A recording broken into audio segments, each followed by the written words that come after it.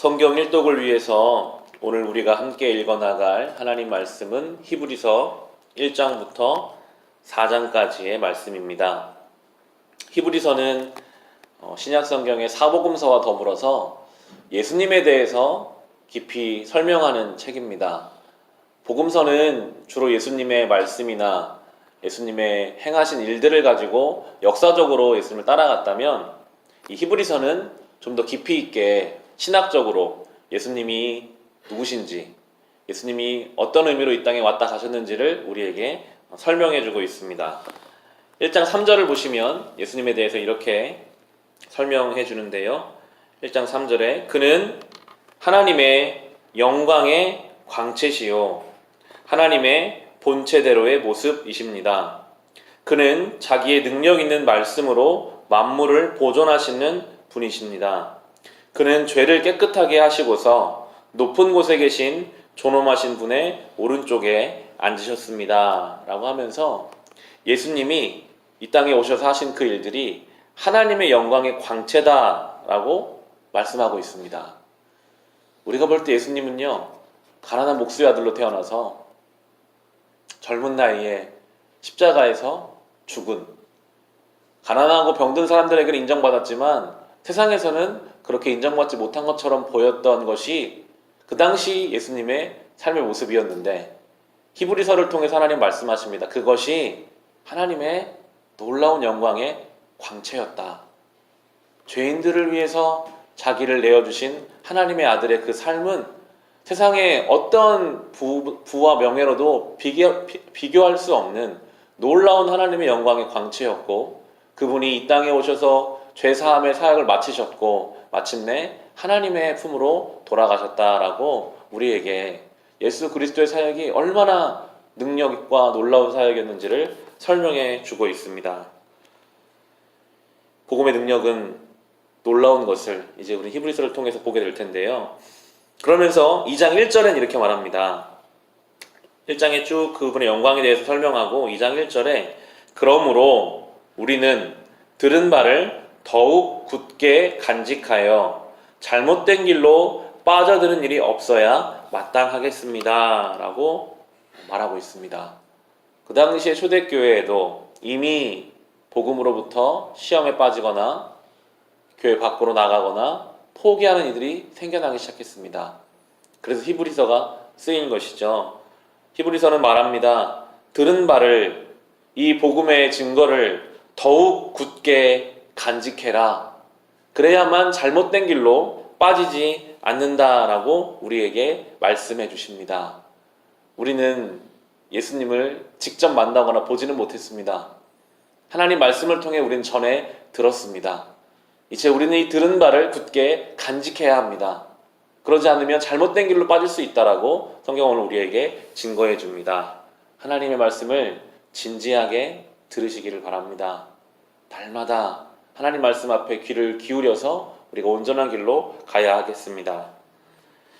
이어지는 9절에서도 예수님에 대해서 설명하는데요. 2장 9절에 예수께서 다만 잠시 동안 천사들보다 낮아져서 죽음의 고난을 당하심으로써 영광과 존귀의 면류관을 쓰신 것을 우리가 봅니다. 그는 하나님의 은혜로 모든 사람을 위하여 죽음을 맛보셔야 했습니다. 라고 나오고 있습니다. 서로 맞지 않는 단어들이 함께 있습니다. 죽음과 고난이 영광과 존귀의 면류관이 되었다 라고 하고 계시고요. 하나님의 은혜로 죽음을 맛보셔야 했다라고 말하고 있습니다. 이것이 복음입니다. 죽음이 영광이 됐습니다. 은혜를 받은 것 같으나 사실은 십자가에서 죽으셨습니다.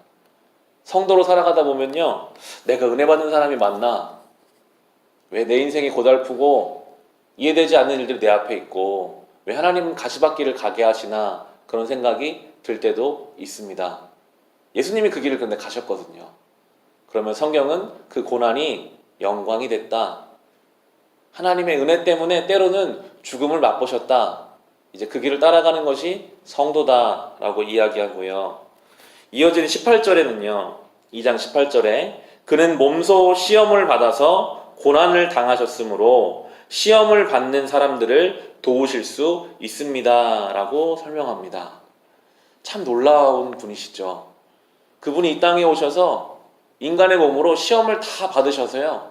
우리의 마음이 어떠한지를 다 아신다는 거예요.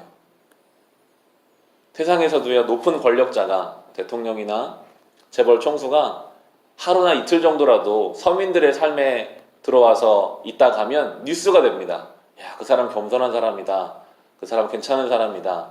높은 자가 서민들과 함께하는 것만으로도 그렇게 사람들에게 회자가 된다면 하나님의 아들이시고 모든 창조 사역에 동역하셨던 예수 그리스도가 이 땅에 오셔서 우리처럼 시험 당하시고 우리와 함께 이 인간의 삶을 살았다는 것은 놀라운 복음의 은혜임을 우리는 고백할 수밖에 없습니다.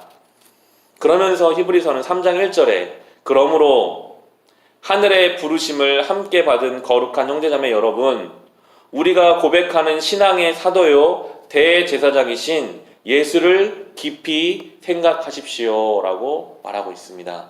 예수님을 대제사장으로 이야기해요.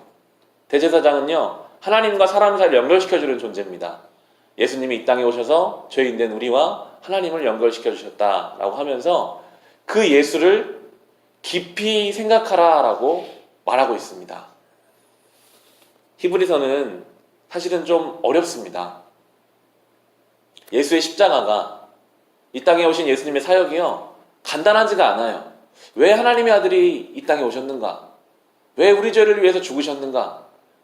이 복음은 결코 쉽거나 간단하게 말할 수가 없는 것입니다. 깊이 생각해야 합니다. 나 같은 자를 위해 하나님의 아들이 죽으셨다. 이 사실을 깊게 생각하고 묵상하고 내 것으로 만들면요, 우리 삶 속에서 힘이 생깁니다. 야, 나 같은 자를 위해서 그분이 죽으셨구나. 이것이 내 속에 깊이 녹아지면요, 그 어떠한 것도 우리를 감당할 수가 없습니다. 내가 그런 존재다. 나도 그 주님의 뒤를 따라간다. 그 마음이 우리 속에 깊은 묵상을 통해서 새겨져 가게 될 것입니다. 4장 12절에 그래서 그걸 한 번 더 말해주는데요. 한 장 넘기셔서 4장 12절에 하나님의 말씀은 살아있고 힘이 있어서 어떤 양날 칼보다도 더 날카롭습니다. 그래서 사람 속을 꿰뚫어 혼과 영을 갈라내고 관절과 골수를 갈라놓기까지 하며 마음의 품 생각과 의도를 밝혀냅니다. 라고 하면서 예수를 깊게 생각하는 하나님 말씀을 붙잡으면 그 말씀이 마치 칼과 같이 때로는 우리 안에 필요 없는 것들은 다 잘라내고 우리를 깨우고 우리를 변화시키고 우리를 새롭게 하는 살아있고 힘이 있는 하나님 말씀이라고 우리에게 증거해주고 있습니다. 오늘 하루 예수를 깊이 생각하는 하루가 되시기를 바랍니다. 생각 못하게 해요. 분주하게 해서요, 우리 일상 속에서 예수님을 생각 못하게 합니다. 그때마다 이 말씀을 기억하며 예수를 깊게 생각해라. 하나님 말씀이 살아있고 힘이 있고 운동력이 있음을 경험해라 라고 증거하시는 이 하나님 말씀대로 오늘 하루 은혜 가운데 살아가시기를 주님의 이름으로 축원합니다.